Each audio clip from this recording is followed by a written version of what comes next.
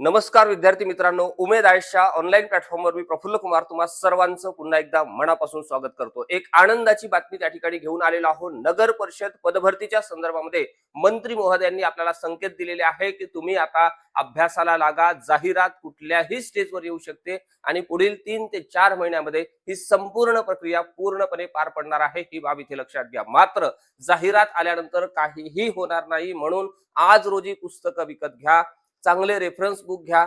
जर एखाद्या विषयाच्या संदर्भामध्ये, एखाद्या घटक उपघटकाच्या संदर्भामध्ये अडचणी वाटत असेल तर एखाद्या क्लासची, मार्गदर्शकाची, सिनियरची मदत घ्या, मात्र अभ्यासाला लागा। कारण वेळ निघून गेल्यानंतर वारंवार ही पदभरती आपल्याला येणार नाही, ही बाब इथे लक्षात घ्या। नंतर तुम्ही विचार करत बसू नका की ही जाहिरात परत कधी येईल। आपल्याला माहित आहे की तलाठीची जाहिरात 2023 नंतर आता 26 झालेली आहे, अजूनही आलेली नाही आहे। त्यामुळे लक्षात घ्या, सिरियस व्हा आणि अभ्यासाच्या बाबतीमध्ये थोडं सजग होण्याचा निश्चितपणे प्रयत्न करा। मंत्री महोदय आपल्याला पदभरतीच्या संदर्भामध्ये काय म्हणतात एकदम सविस्तरपणे समजून घेण्याचा निश्चितपणे प्रयत्न करू। स्टेप बाय स्टेप अनुकंप म्हणजे काय, पदभरतीला वेग म्हणजे काय आणि सोबतच सर्वात महत्त्वाची घटना म्हणजे येणाऱ्या काळात होऊ घातलेल्या पदभरतीच्या संदर्भात असलेली धोरणं कशा पद्धतीची आहे, सेवा प्रवेश नियम म्हणजे काय, त्या सर्व बाबी आपण या ठिकाणी निश्चितपणे समजून घेण्याचा प्रयत्न करू। माननीय मंत्री महोदय काय म्हणतात आपण पाहू।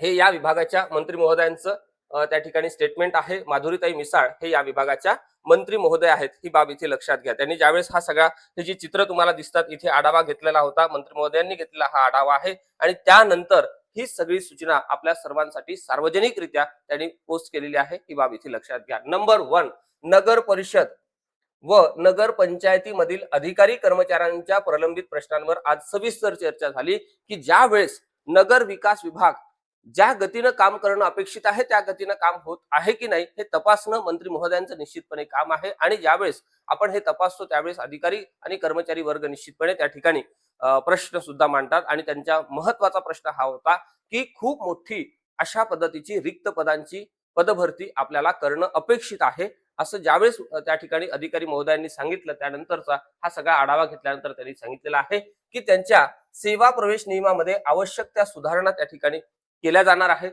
सोबतच रिक्त पदभरतीला गती दिली जाणार आहे आणि बदली धोरणांची प्रभावी अंमलबजावणी तसेच अनुकंपाच्या बाबतीमध्ये सुद्धा लवकरच नियुक्ती मिळणार आहे। त्या बाबतीमध्ये सकारात्मक निर्णय घेण्याच्या दृष्टीने संबंधित अधिकाऱ्यांना आवश्यक अशा पद्धतीचे निर्देश दिले, म्हणजे ऑर्डर्स दिलेले आहे। मंत्री महोदयांनी तशा पद्धतीच्या सूचना ऑर्डर दिलेल्या आहेत। त्यांच्या सूचना म्हणजेच ऑर्डर असतात, ही बाब इथे लक्षात घ्या। आणि आता प्रशासन गतीने काम करणार आहे, ही बाब इथे लक्षात घ्या।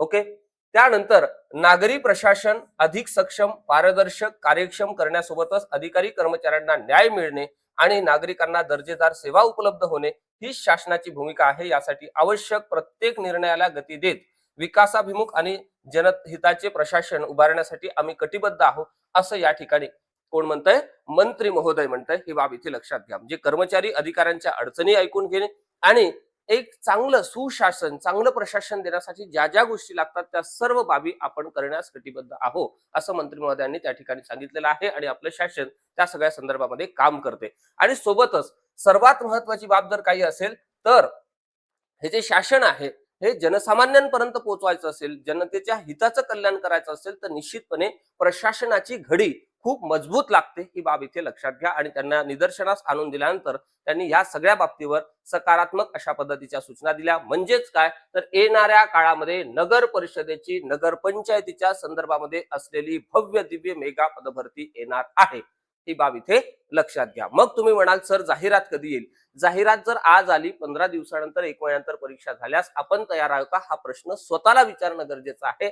या निर्देशानंतर आपण कामाला लागणं गरजेचं आहे। ज्या पद्धतीनं प्रशासन कामाला लागलं, एक विद्यार्थी म्हणून, एक आपण उमेदवार म्हणून निश्चितपणे आपण अभ्यासाला लागणं अपेक्षित आहे। हा सगळा गव्हर्नमेंटचा प्रोसेसचा पार्ट आहे। सेवा प्रवेश नियम बदलणे, रिक्त पदांचा आढावा घेणे, त्याला मंजुरी देणे, त्याची जाहिरात काढणे, परीक्षा कंडक्ट करणे, निकाल लावणे, मेरिट लिस्ट जाहीर करणे आणि सिलेक्ट झालेल्या उमेदवारांना त्या ठिकाणी काय करणे, नियुक्ती पत्र देणे, हे शासनाचं काम आहे। शासन प्रशासन त्यांचं काम त्यांच्या गतीनं व्यवस्थितरित्या करत आहे, त्यात कुठेही दुमत नाही।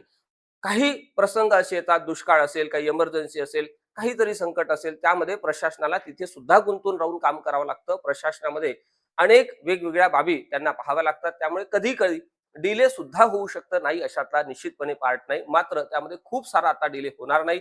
येणाऱ्या काळात लवकरच आपल्याला पुढील 2 ते 3 महिन्यामध्ये या सगळ्या संदर्भामध्ये क्लॅरिटी येईल, जाहिरात येईल आणि तिथून एक 2 ते 3 महिन्यामध्ये परीक्षा होणार आहे. टीसीएसच्या बाबतीमध्ये घेतलेली कामगार निरीक्षकाच्या संदर्भातली परीक्षेच्या संदर्भात तुम्ही एकदा पाहून घ्या की किती वेळामध्ये, म्हणजे साधारण 3 महिन्यामध्ये ही परीक्षा होत आहे जाहिरात आल्यानंतर, आणि 3 महिन्यामध्ये अभ्यास होत नाही या मताचा मी आहे. म्हणून जाहिरातीच्या अगोदर कमीत कमी 3 ते 4 महिने तुम्ही अभ्यास करा आणि जाहिरात आल्यानंतर तिथून पुढचा सगळा काळ हा तुमचा रिव्हिजनचा, चुका सुधारण्याचा, टेस्ट सिरीजचा हा असला पाहिजे, ही बाब इथे लक्षात घ्या. तर आणि तरच तुम्हाला येणाऱ्या काळामध्ये पोस्ट मिळणार आहे, ही बाब इथे लक्षात घ्या. म्हणून अलर्ट अँड अटेंटिव्ह राहून आतापासून अभ्यासाला लागा. तुम्हाला काय करायचं आहे या सगळ्या संदर्भामध्ये, आपल्याकडे ऑलरेडी नगर परिषदेची संदर्भामध्ये बॅच तर सुरूच आहे. ज्यांना वाटते की बॅचच्या माध्यमातून अभ्यास करायचा आहे त्यांनी निश्चितपणे बॅचच्या संदर्भामध्ये मी तुम्हाला जे कॉन्टॅक्ट पुढे दिलेले आहे त्यावर निश्चितपणे संपर्क साधू शकता. आता तुम्हाला काय करायचं आहे, तुम्हाला इथे जे विषय असणार आहे मराठी, त्यानंतर इंग्रजी, त्यानंतर मॅथ, त्यानंतर रिझनिंगचा पार्ट, त्यानंतर जीकेचा पार्ट आणि जीएसचा पार्ट. आता यामध्ये इथे काही व्होकॅब्युलरी आहे जे एका दिवशी होत नाही. मराठीमध्ये सुद्धा आहे, इंग्रजीमध्ये सुद्धा आहे, बरोबर आहे. त्यानंतर मॅथ रिझनिंगची सुद्धा तुम्हाला इथे डेली प्रॅक्टिस करावी लागते.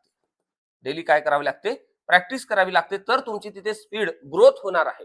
आणि जीके जीएसचा सुद्धा आवाका जास्त आहे. एका रात्रीतून ह्या परीक्षा पास होत नाही, एका महिन्याच्या अभ्यासाने ह्या परीक्षा पास होत नाही. त्यासाठी वेळ द्यावा लागतो, वेळ द्यावा लागतो. जर तुम्ही प्रॉपर आतापासून वेळ देत असेल तर निश्चितपणे तुम्हाला येणाऱ्या पदभरतीमध्ये तुमचं पद फिक्स होणार आहे, ही बाब इथे लक्षात घ्या. त्यामध्ये ज्या काही चुका होतात त्या चुका परीक्षेला करण्यापेक्षा इथे प्रॅक्टिस पेपरमध्ये आणि आपण सराव करत असताना केला पाहिजे आणि त्या चुकांची दुरुस्ती केली पाहिजे. तर आणि तरच येणाऱ्या काळात तुम्हाला या ठिकाणी निश्चितपणे पद मिळणार आहे, ही बाब इथे लक्षात घ्या. या सगळ्या बॅचच्या संदर्भामध्ये किंवा इतर जे काही तुमचे प्रश्न असतील त्या सगळ्या प्रश्नांच्या बाबतीमध्ये तुम्हाला काही अडचण आल्यास इथे 2 कॉन्टॅक्ट दिलेले आहे. यापैकी कुठेही तुम्ही तुमचा कुठला प्रश्न असू द्या, ठीक आहे, तुमच्या बॅचच्या संदर्भातले प्रश्न असू द्या किंवा इतर प्रश्न असू द्या, यासाठी तुम्हाला हे 2 कॉन्टॅक्ट नंबर दिलेले आहे. इथे फोन मेसेज, व्हॉट्सअप करा, टेलिग्राम करा आणि आपले सगळे प्रश्न मार्गी लावून घ्या.